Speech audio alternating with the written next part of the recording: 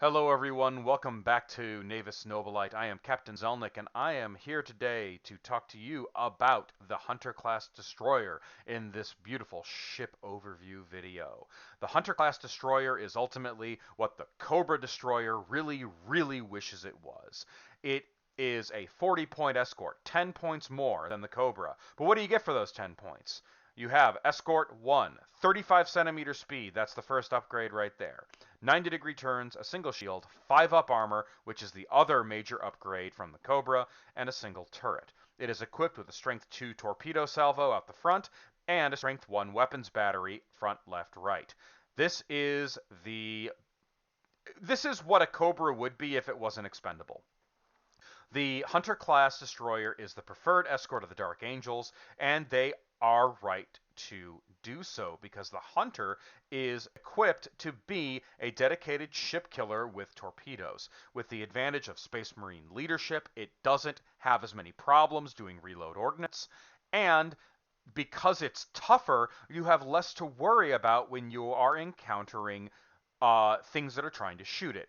Also, with its Space Marine crew, you have less to worry about when it comes to hit and run attacks, nearly insta-jibbing your entire escort squadron. The enemy has to roll a 5 or better in order to kill a escort with a hit and run attack.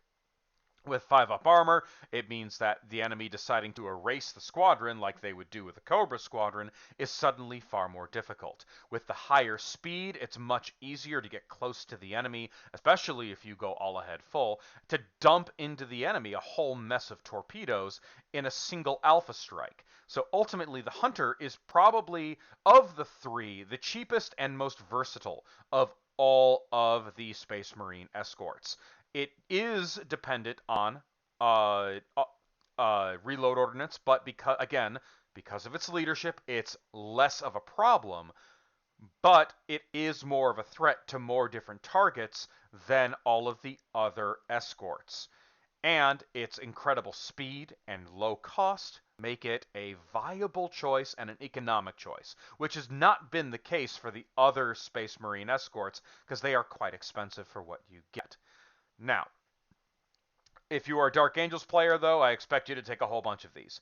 I would take these if I had the option, at least one squadron of 6, though 2 squadrons of 3 are equally viable. They're very small little miniatures, and it's very easy for your opponent to forget about them.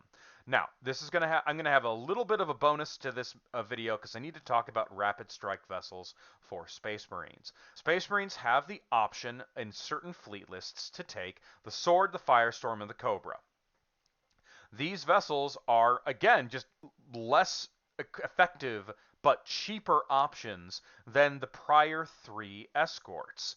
Now, you have to spend 5 additional points to get the Space Marine rules out of them, and you have to pay for them if you're going to take them in a Space Marine fleet list.